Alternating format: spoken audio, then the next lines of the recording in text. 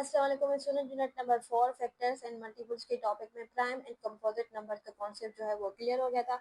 आज की जो चीज़ें हैं थोड़ी सी डिफरेंट भी हैं और थोड़ी सी इनमें से कुछ इनमें जो है फ़र्क भी है कि ट्विन प्राइम्स क्या होते हैं और को प्राइम नंबर्स क्या होते हैं। तो ट्विन प्राइम्स ऐसे प्राइम नंबर होते हैं जिनको हम जब उनका डिफरेंस करें, जब उनको माइनस करें तो हमें जो आंसर है वो 2 मिले, तो उनको कहा जाता है ट्विन प्राइम्स। और उसकी एक दूसरी कंडीशन ये भी है कि there is a composite number between twin primes. मतलब जब दो प्राइम नंबर हैं उनके बीच वाला जो नंबर आएगा वो कंपोजिट होगा, और जब उन दोनों नंबर्स को हम उनका डिफरेंस करवाएंगे तो उसका आंसर हमें 2 मिलेगा। तो इस तरह से इन्होंने एग्जाम्पल दिया है 3 एंड 5 का, 5 एंड 7, 7 एंड 11। अब देखें आपके पास 3 और 5, ये दोनों नंबर प्राइम नंबर्स हैं। प्राइम नंबर्स क्यों हैं? क्योंकि इनके दो ही फैक्टर बनते हैं बस, एक तो इनकी अपनी टेबल और एक वन की टेबल। और इनको हम ट्विन प्राइम क्यों कह रहे हैं? क्योंकि एक तो इनके बीच वाला जो नंबर है, 3 के बाद क्या आता है? 4 आता है, और 4 हमारे पास क्या है? कंपोजिट नंबर है। एक पॉइंट ये हो गई इन दोनों की ट्विन प्राइम होने की, ये कंपोजिट नंबर है 4 जो इनके बीच में आता है। और दूसरी पॉइंट ये है कि जब हम 5 डिफरेंस 3 करेंगे या फिर 5 माइनस 3 करेंगे तो हमें आंसर 2 मिलेगा। यानी ऐसे नंबर्स, दो ऐसे प्राइम नंबर जिनको आप डिफरेंस करें, माइनस करें, आपको आंसर जो है वो 2 मिले, और उनके बीच में जो आने वाला नंबर है वो आपका कंपोजिट होना चाहिए। तो ऐसे नंबर्स को कहा जाता है ट्विन प्राइम नंबर्स। अच्छा, इसका दूसरा एग्जाम्पल है 5 एंड 7। तो 5 एंड 7 का भी यही कॉन्सेप्ट है। अब जब हम 7 डिफरेंस 5 करेंगे तो हमारे पास जवाब जो है वो आएगा 2, और इन दोनों के बीच में जो नंबर स्किप हुआ है वो है 6, और 6 जो है वो कंपोजिट नंबर है, प्राइम नंबर नहीं है, क्योंकि 6 को बहुत सारे जो टेबल्स हैं वो डिवाइड कर सकती हैं, जैसे 2 की टेबल, 3 की टेबल और उसकी 6 की अपनी टेबल और 1 की टेबल। तो 6 कंपोजिट नंबर है, तो 6 कंपोजिट नंबर इनके बीच में आ गया, तो इस हिसाब से भी ये ट्विन प्राइम हो गए। और दूसरा आप देखेंगे इनको जब डिफरेंस करेंगे तो आपके पास जो जवाब है वो 2 ही आएगा।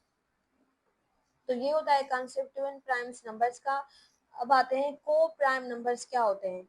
को प्राइम नंबर्स ऐसे नंबर्स होते हैं, ऐसे दो नंबर्स जिनको अगर हम जिनके हम अगर फैक्टर्स देखें तो उनमें कॉमन फैक्टर सिर्फ उसका 1 हो, बाकी उसमें कुछ भी कॉमन ना आए।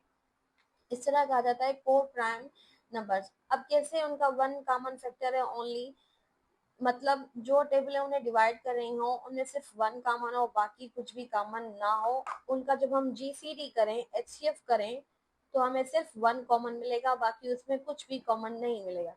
अब ये बात याद रखें कि जो को प्राइम नंबर होते हैं वो जरूरी नहीं कि दोनों नंबर प्राइम नंबर हो, एक नंबर प्राइम और दूसरा कंपोजिट भी हो सकता है। जैसे 4 और 5 यहाँ पे एग्जाम्पल दिया गया है इन्होंने कि ये 4 हो गया और ये 5 हो गया। 4 कंपोजिट है और 5 प्राइम है, लेकिन ये को प्राइम कहे जाते हैं। क्यों कहे जाते हैं?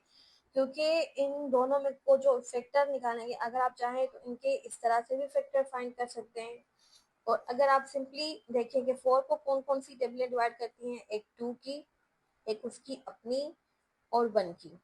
और इसी तरह हम 5 को देखें तो 5 को एक अपनी करती है और एक 1 की टेबल करती है। तो इन दोनों में क्या कॉमन है? इन दोनों में ये कॉमन है कि इसका फैक्टर भी 1 है और इसका फैक्टर भी 1 है, बाकी कुछ कॉमन नहीं है, बाकी इनके अलग अलग है, इसीलिए ये दोनों को प्राइम है। अगर ये वाला तरीका नहीं कर ले डायरेक्टली तो आप ये वाला भी कर सकते हैं। 2 2 सा होता है 4 और 2 1 सा होता है 2, और इसको आपने जो है 1 के साथ भी करवा सकते हैं, तो आपके पास आंसर जो है वही आएगा। और ये देखें आप इसको, तो 5 1 सा होता है 5, कुछ भी दोनों में कॉमन नहीं है सिवाय 1 के। तो इसको कहा जाता है को प्राइम नंबर। और इसकी एक जो पॉइंट है वो याद करने की है, वो यही है कि ये दोनों नंबर जरूरी नहीं है प्राइम हो, इनमें से कुछ कंपोजिट भी हो सकता है, लेकिन जब इनके हम फैक्टर्स निकालें या फिर हम इनका जीसीडी करें, एचसीएफ करें, तो उसमें सिर्फ 1 ही कॉमन आएगा और कुछ कॉमन नहीं आएगा। ऐसे फैक्टर जिनमें सिर्फ 1 कॉमन हो उनको हम को प्राइम नंबर कहते हैं। और ऐसे दो प्राइम नंबर जिनका डिफरेंस करने पे आंसर 2 आए और बीच में उनके कंपोजिट नंबर हो उनको कहा जाता है डिविजन प्राइम नंबर। तो ये कॉन्सेप्ट था, इसके अलावा इसमें कुछ भी जो है इतना खास नहीं है। और बाकी रही बात इनकी डिविजिबिलिटी की, तो वो भी समझ लेंगे। और एलसीएम और एचसीएफ पे मैंने जो है पूरी वीडियोस बनाई हुई है, शुरू से लेकर बहुत सारे टॉपिक्स हैं उसके, वो आप प्ले लिस्ट विजिट कर लें। बाकी ये वाला टॉपिक जो है ये बाकायदगी से होगा, क्योंकि ये वर्ड प्रॉब्लम्स है और इस तरह के वर्ड प्रॉब्लम्स जो है वो मुश्किल होती है इनमें।